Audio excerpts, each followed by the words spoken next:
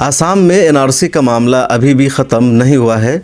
NRC की final list आ चुकी है जिसमें सिर्फ 19 लाख लोगों का नाम नहीं है, लेकिन उस लिस्ट को नोटिफाई नहीं किया जा रहा है। जिन लोगों का फ़ाइनल लिस्ट में नाम है उनको अभी तक कार्ड इशू नहीं किया गया है, और जिन लोगों का नाम नहीं है अब तक उसकी वजह नहीं बताई गई है कि क्यों 19 लाख लोगों का नाम नहीं है। उसके अलावा ना उनको दोबारा अपील करने का हक दिया गया है, और आसाम एनआरसी का मामला अभी भी ज़ेर बहस है।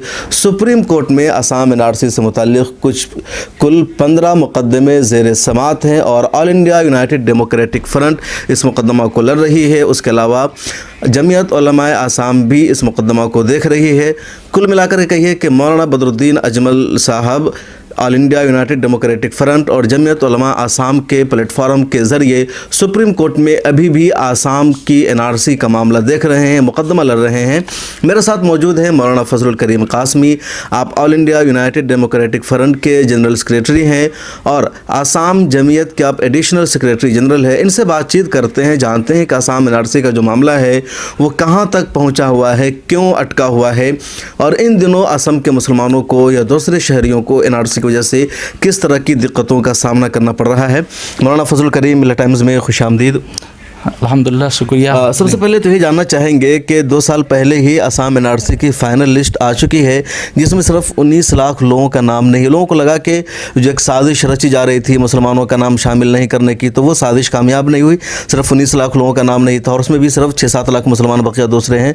तो उस लिस्ट को अब क्यों नोटिफाई नहीं किया जा रहा, वजह क्या है उसको रोक करके रखने की?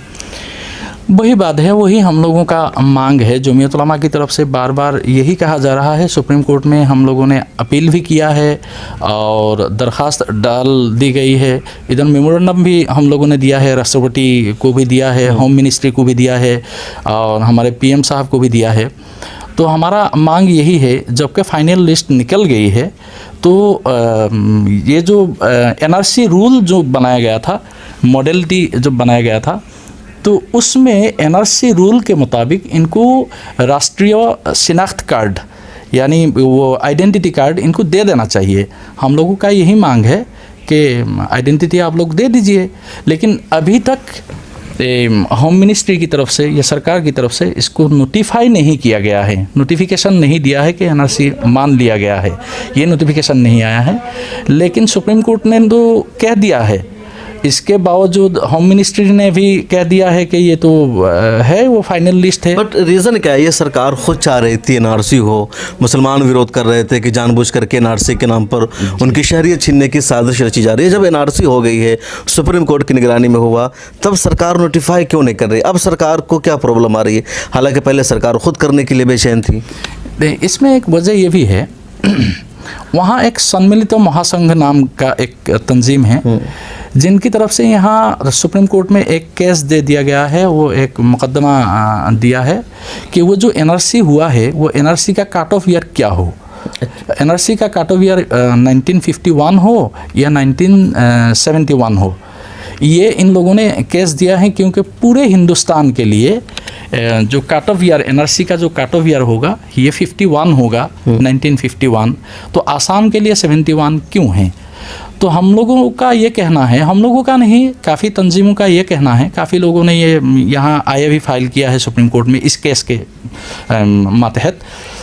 तो सब लोगों का ये कहना है क्योंकि आसाम एकॉर्ड जो हुआ था 1985 में, उस एकॉर्ड में ये फ़ैसला किया गया था कि आसाम के लिए, पूरे हिंदुस्तान के अंदर सिर्फ आसाम के लिए, जबकि बांग्लादेश आज़ाद हुआ था 1971 में, तो उस वक्त एक मुआहदा भी हुआ था बांग्लादेश के साथ। इंदिरा गांधी तब पीएम थे, तो उस वक्त एक मुआहदा भी हुआ था कि आसाम का जो एनआरसी होगा वो 1971 होगा। तो 85 में जब राजीव गांधी साहब आए हैं तो उस वक्त आसाम एकॉर्ड हुआ था। आसाम एकॉर्ड में भी क्लोज 6A, आसाम एकॉर्ड का क्लोज 6A में ये बात सराहतन लिखा गया है कि आसाम का जो एनआरसी होगा या तो आसाम की जो शहरियत होगी, नेशनल शहरियत, जो बुनियाद होगी ये 1971 होगा।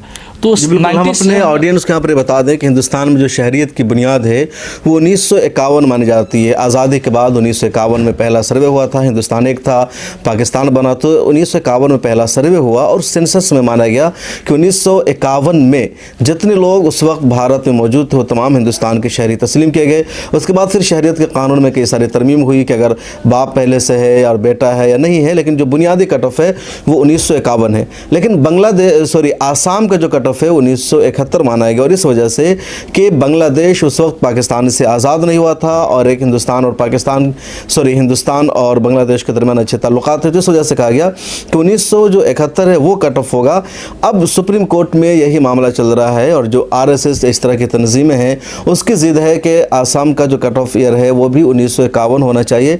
हालांकि बुनियादी तौर पर सुप्रीम कोर्ट ने भी एक तरह से तस्लीम किया कि 1971 ही हो, और उसी के बारे में मौलाना बता रहे हैं। जी यही है, जबकि सुप्रीम कोर्ट ने भी बता दिया और पार्लियामेंट में भी वो कह दिया है। अमित शाह जी ने बार बार कहा है कि आसाम का NRC तो हो चुका है और होम मिनिस्ट्री की तरफ से तो कह चुका है, हो चुका है। रजिस्ट्रार जनरल ने भी कहा है हो चुका है, लेकिन नोटिफिकेशन अब तक जारी नहीं हुआ है। नोटिफिकेशन नहीं हुआ है। नोटिफिकेशन किसके जिम्मे है, स्टेट सरकार के या मरकज सरकार के? ये असल में अब तक ये पूरा मामला NRC का मामला वो देखभाल कर रहे हैं सुप्रीम कोर्ट।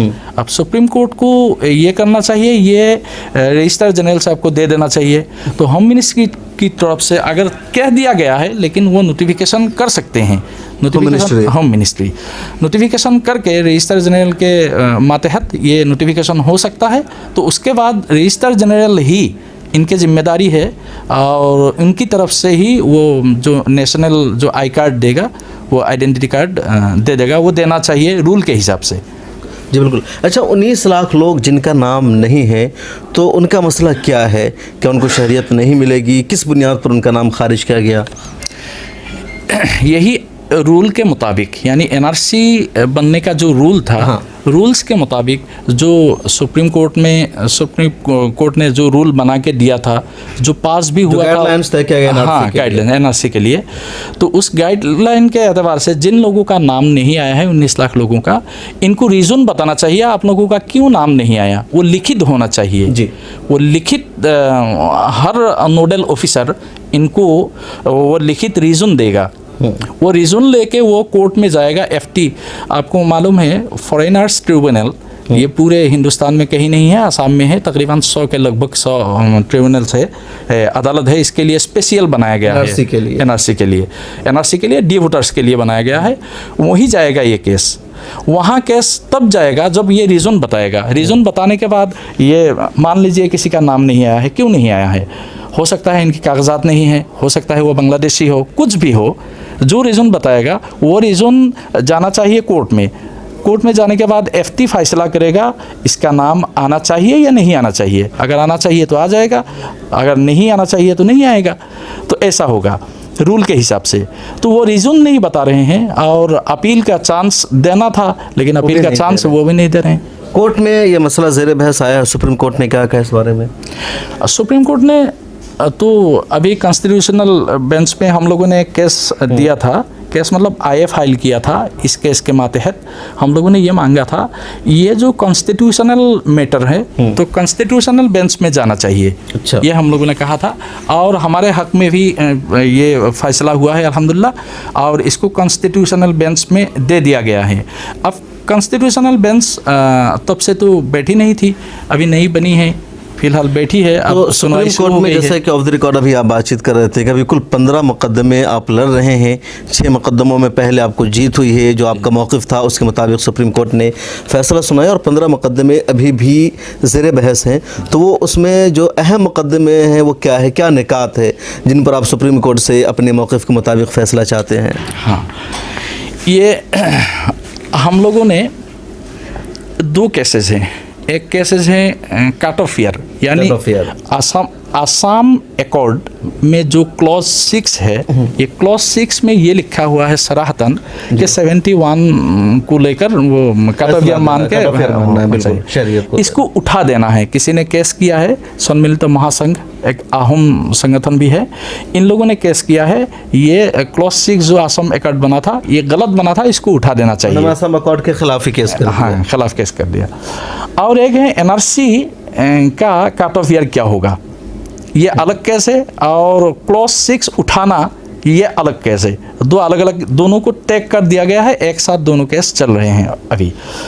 अब उसमें ये हुआ है 71 अगर फैसला हो जाए तो शायद हमें लगता है हमारे लिए सब मसाइल हल हो जाएगा।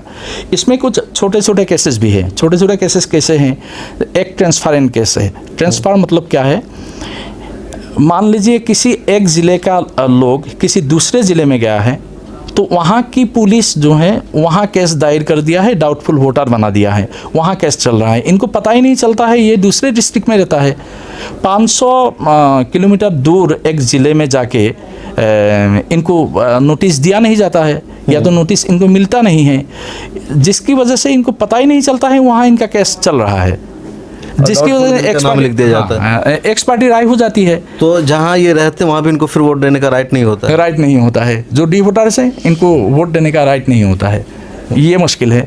तो ये सब केसेस अपने आप अल्हम्दुलिल्लाह ख़त्म हो जाएगा अगर ये केस हो जाए। ये तय कर दे कट ऑफ फाइनल है 1971 तो जी, तो जो 19 लाख लोग हैं ये भी आ जाएंगे अंदर अगर 1900 फाइनल हो जाता है। बिल्कुल काफ़ी लोग तो आ जाएंगे।